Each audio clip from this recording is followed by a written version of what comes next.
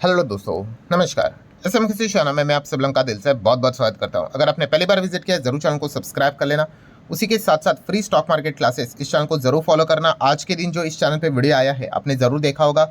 कौन सा वीडियो था? यस, कि अमेरिका की मार्केट के बारे में आपको जरूर पता होना चाहिए, वरना आप इंडिया के मार्केट में पैसा यहाँ पे खो सकते हो। तो अमेरिका के मार्केट से रिलेटेड कुछ इंपॉर्टेंट पॉइंट्स मैंने आप लोगों को यहाँ पे बताए हैं, ठीक है। उसका प्रभाव हमारे मार्केट के ऊपर देखने को मिल जाता है। सो ये वीडियो देख लेना, इसका लिंक मैंने ऊपर आई बटन पे दे दिया है। ठीक है दोस्तों, अभी हम लोग आ चुके हैं नॉर्मल स्क्रीन के ऊपर एंड इस वीडियो को अभी स्टार्ट कर लेते हैं। सबसे पहले तो शुरुआत यहाँ पे करेंगे कोटक महिंद्रा बैंक। आज तो सैटरडे है, मार्केट तो बंद है। मंडे के दिन सारा रिएक्शन देखने को मिलेगा। कोटक महिंद्रा बैंक के Q2 के नंबर्स देखने को मिल चुके हैं।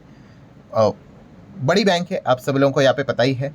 कंपनी की अगर हम बात कर ले, नेट इंटरेस्ट इनकम में 4% का इजाफा देखने को मिला है, जो कि है 7,311 करोड़ के आसपास।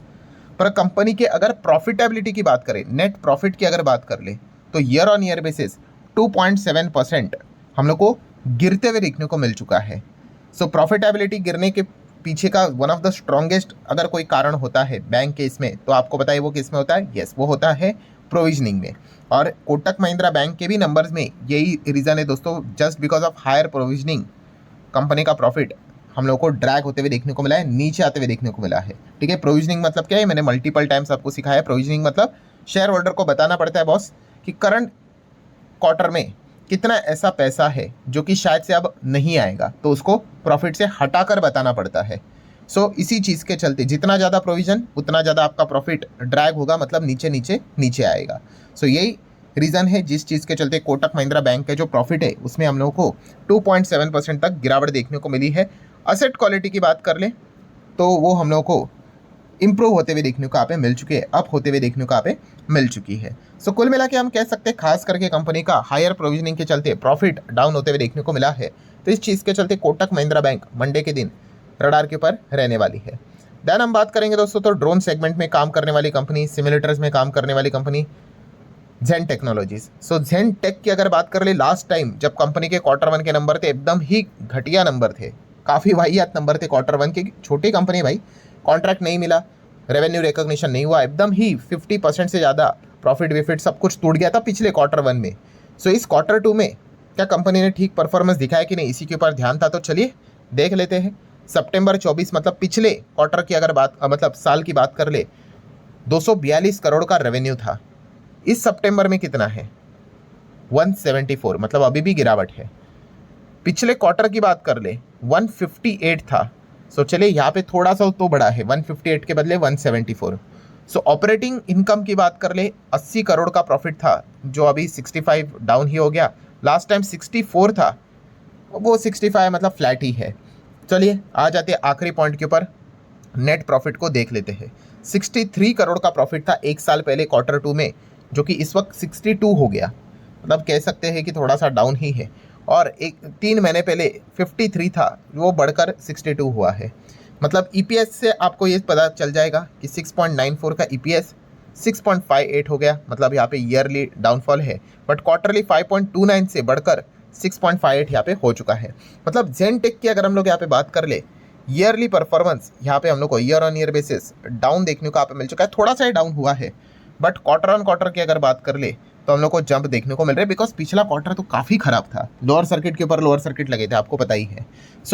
जेन टेक की बात कर ले तो नंबर ओके, मतलब क्या ही कह सकते हैं, एकदम कोई जोशीला परफॉर्मेंस तो नहीं, ठीक ही नंबर्स हम लोग को देखने को यहाँ पे मिल रहे हैं। अल्टीमेटली मार्केट को ये नंबर कैसे अच्छे लगते हैं कि बुरे लगते हैं, सोमवार के दिन पता यहाँ पे चल जाएगा। इस पॉइंट को आप नोट करके चल सकते हो। देन हम बात करेंगे वारी एनर्जीज। यस, वारी एनर्जीज से रिलेटेड एक अपडेट देखने को यहाँ पे मिल रहा है कि वारी एनर्जीज ने यहाँ पे 692 मेगावाट का सोलर मॉड्यूल सप्लाई ऑर्डर यहाँ पे जीता है इंडिया में एंड अमेरिका में, ठीक है। तो ये अच्छी बात है। रिसेंटली हम लोगों ने वारी एनर्जीज के नंबर भी देखे थे, ठीक है, और काफ़ी बढ़िया नंबर थे। टॉप लाइन 3500 करोड़, 4400 करोड़ से सीधा 6000 करोड़ ईयरली क्वार्टरली अच्छी जंप थी। और नेट प्रॉफिट में भी 376 करोड़ से 878, 773 करोड़ से 878। ईपीएस भी काफ़ी शानदार, 13 का ईपीएस, 25-26 का ईपीएस, 29 प्लस जाते हुए देखने को मिला था। अभी की बात नहीं, ऑलरेडी हो चुके हैं। वारी रिन्यूएबल की बात कर ले, वारी एनर्जीज की बात कर ले, दोनों के नंबर काफ़ी उम्दा बढ़िया हम लोग को देखने को यहाँ पे मिले थे। नेक्स्ट अगर बात करें दोस्तों तो Bajaj auto, yes Bajaj group की कंपनी बजाज ऑटो आप सभी लोगों को पता ही है। और फाइनली खबर सामने आ गई दोस्तों, बजाज ऑटो को रेगुलेटरी अप्रूवल यहाँ पे मिल गया है। किस चीज़ के चलते? कि यहाँ पे जो उनको कंट्रोल यहाँ पे चाहिए था, टेक ओवर वो करना यहाँ पे चाहते थे, ठीक है, तो ये कंपनी से रिलेटेड इनको परमिशन यहाँ पे मिल चुकी है। तो एक कौन से ब्रांड की यहाँ पे बात हो रही है दोस्तों? तो KTM, यस KTM को टेक ओवर ये करना चाहते थे। इन्हीं की ये पेरेंट कंपनी हम लोग को देखने को यहाँ पे मिल जाती है, ठीक है। पेयर मोबिलिटी AG की अगर हम लोग यहाँ पे बात कर ले तो KTM इन्हीं के अंडर देखने को मिलता है। तब बजाज ऑटो को हरी झंडी अब यहाँ पे मिल चुकी है। पहले से ही स्टेक था इनके पास, बट पूरा टेक ओवर वो करना चाहते थे, तो इसका परमिशन का इंतजार कर रहे थे, तो अब वो बजाज ऑटो को यहाँ पे मिल चुका है, अच्छी बात है। नेक्स्ट अगर हम बात करेंगे दोस्तों तो IPO, यस IPO के मार्केट की बात कर ले तो बड़े बड़े दिग्गज IPO तो यहाँ पे आते रहते हैं। एक टाइम पे हम लोगों ने देखा था पेटीएम का IPO बड़ा था, देन LIC का IPO बड़ा था, देन हुंडई का IPO बड़ा था। ऐसे बहुत सारे बड़े बड़े IPO हम लोगों ने देखे थे, बट हर किसी को पता है कि ऐसे भविष्य में कुछ IPO रहने वाले हैं। जब वो आएंगे तब ये सारे IPO का रिकॉर्ड टूटने ही वाला है। उसमें से अगर एक हुआ तो टाटा सन्स का अगर IPO आया तो ठीक है, वो बहुत बड़ा IPO यहाँ पे हो सकता है, बट वहाँ पे कुछ अलग ही खेल चल रहा है। सो इसको तो हटा दे कि वो आएगा नहीं आएगा, वी डोंट नो, बट एक IPO तो पक्का आने वाला है, क्योंकि कंपनी के जो मालिक है उन्होंने ऑफिशियली पहले ही अनाउंसमेंट किया है। हाँ, ये ज़रूर कह सकते हैं कि 2025 में वो आने वाला था, ऐसा पहले उन्होंने बोला था। एग्जैक्टली 25 में बोला था, बट 2020 के AGM में उन्होंने बोला था कि आने वाले 5 साल में हम ऐसा करेंगे। सो लगा था 2025 में आएगा, बट 25 में नहीं, 26-27 तक वो यहाँ पे आ सकता है। और कौन से IPO की हम लोग यहाँ पे बात करें दोस्तों? यस, मुकेश अंबानी की कंपनी रिलायंस जियो के IPO की। सिर्फ रिलायंस जियो का IPO नहीं, उसके बाद रिलायंस रिटेल का भी IPO आएगा। ये भी उन्होंने एडवांस में बोल के रखा है, बट उसके पहले उन्होंने ये कहा है कि हम रिलायंस जियो के IPO को बाजार में लाएंगे, उसके बाद रिटेल के IPO को लाएंगे। सो रिलायंस जियो का IPO की अगर बात कर ले, ऑब्वियसली रिपोर्ट के जरिए खबरें हम लोग को बार बार आते जाते देखने को मिल जाते हैं। So according to the reports 2026 के पहले हाफ में ही शायद से IPO यहाँ पे आ जाए। रेगुलेटरी अप्रूवल जैसे मिल जाएंगे, सारी चीज़ें यहाँ पे हो जाएगी। बट सबसे बड़ा शॉकिंग पॉइंट कौन सा देखने को मिल रहा है दोस्तों? तो IPO मतलब कंपनी का वैल्यूएशन, यस काफ़ी बड़ा लेवल का। और ICICI सिक्योरिटीज़ ने ये कैलकुलेशंस करके यहाँ पे बताया है कि लगभग हम कह सकते हैं कि कंपनी का जो वैल्यूएशन रहेगा $150 बिलियन के आसपास देखने को मिल सकता है। इतना भारी भरकम वैल्यूएशन के ऊपर ये IPO यहाँ पे लाया जा सकता है। 150 बिलियन रफली राउंडेड फिगर में यहाँ पे बात करो, मतलब कितना?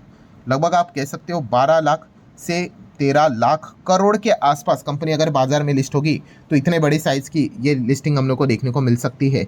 ये एक अनुमान बताया यहाँ पे जा रहा है। अभी उसमें से वो कितना स्टेक निकालेंगे वो देखने वाली बात है, ठीक है। 1% मतलब 10% भी स्टेक निकाला तो कितना बड़ा लाख करोड़ का IPO होगा, आप अंदाज़ा निकाल सकते हो, ठीक है। या फिर आप 5% भी पकड़ लो तो भी कितना बड़ा IPO हो सकता है, 50-60 हज़ार करोड़ का IPO हो सकता है।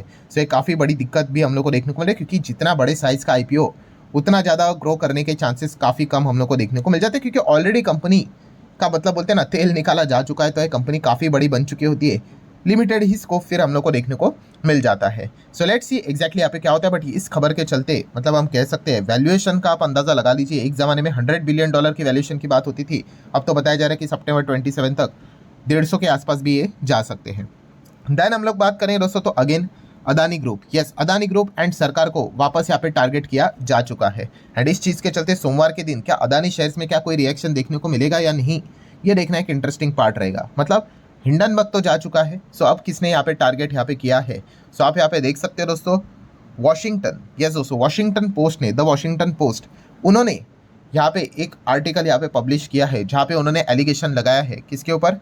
मोदी जी के ऊपर, एंड यहाँ पे जो हमारी इंडिया की कंपनी है LIC, इनके ऊपर। मतलब तो आप सभी लोगों को पता ही है कि अदानी के ऊपर यहाँ पे हम लोगों को अमेरिका में अभी भी केस देखने को यहाँ पे मिल रहा है, वो ब्राइबरी केस।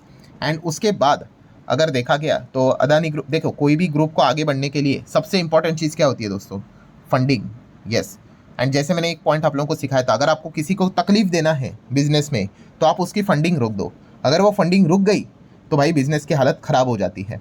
और अदानी की अगर बात कर ले, सबसे बड़ा प्रॉब्लम इनके लिए क्या हो चुका है कि जो इनके रेटिंग्स है अदानी के, वो हम लोग को काफ़ी ख़राब होते हुए देखने को मिल चुके हैं। जब रेटिंग्स ख़राब होते हैं तो आप जब फंड रेज करने के लिए जाते हो तो यूजुअली आपको बायर नहीं मिलता है।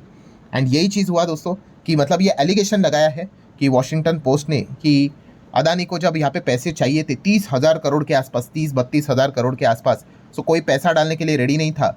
तो यहाँ पे क्या कर दिया कि मोदी जी ने उनके फ्रेंड के लिए यहाँ पे वो प्लान रेडी कर दिया। कितना?